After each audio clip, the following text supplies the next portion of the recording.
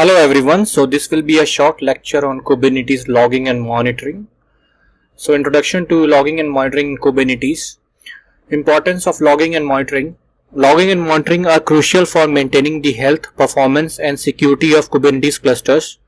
It helps in debugging, troubleshooting and optimizing applications. Key components in Kubernetes. So key components involved in logging and monitoring are pods, nodes and the control plane, which generates logs and metrics that need to be collected and analyzed. An overview of logging and monitoring tools. So several tools are available for logging and monitoring in Kubernetes, including both open source and commercial solutions. We will explore some popular options in the following slides. So this is how the logging and monitoring is set up. So this is like few components, control plane, which is very important. So this is for the overall health of your Kubernetes cluster. And then you have nodes and then pod. So pod, basically the pod which belongs to a deployment or standalone pods. So we have to collect metrics and logs around that, so that we can have a log collector and we can have some kind of monitoring system to collect all the measurements about CPU, network, memory. So Kubernetes logging.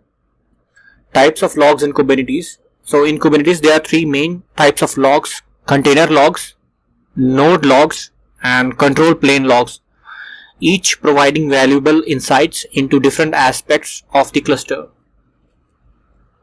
Then log collection methods.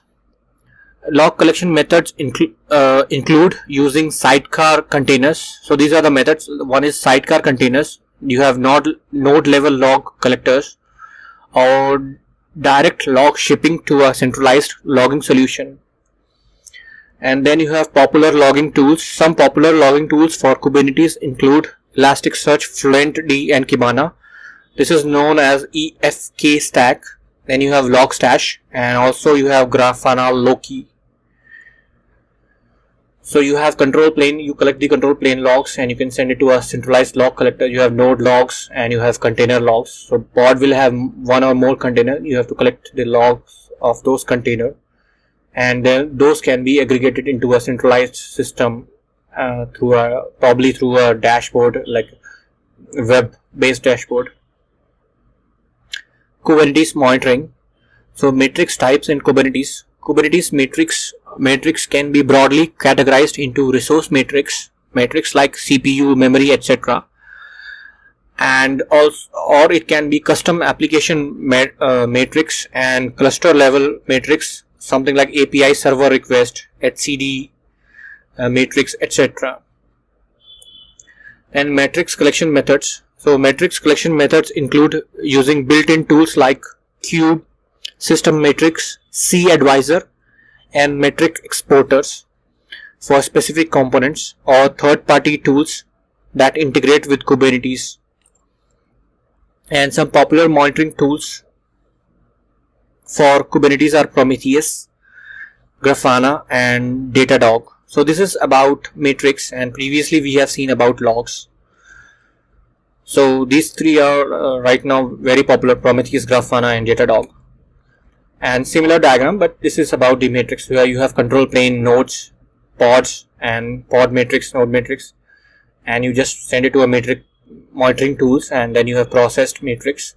So you can do some aggregation and all, like average CPU, average memory within last 1 minute, 1 hour, traffic, all those things.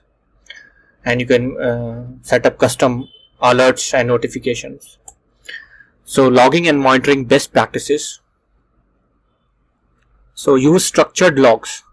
Use structured logs such as like JSON format to make it easier to search, filter and analyze log data across different components of the Kubernetes cluster. Implement log rotation. So implement log rotation to prevent log files from growing indefinitely and consuming storage resources, potentially causing issues in the cluster. Set up monitoring alerts. So set up monitoring alerts to proactively notify the team for potential issues, performance degradation or security breaches. Leverage auto scaling based on metrics. Leverage auto scaling based on resource metrics to ensure the optimal allocation of resources and maintain application performance during peak loads. So these are the best practices. Use structured logs, implement log rotation, set up monitoring alerts, and leverage auto scaling based on metrics. So conclusion, importance of logging and monitoring.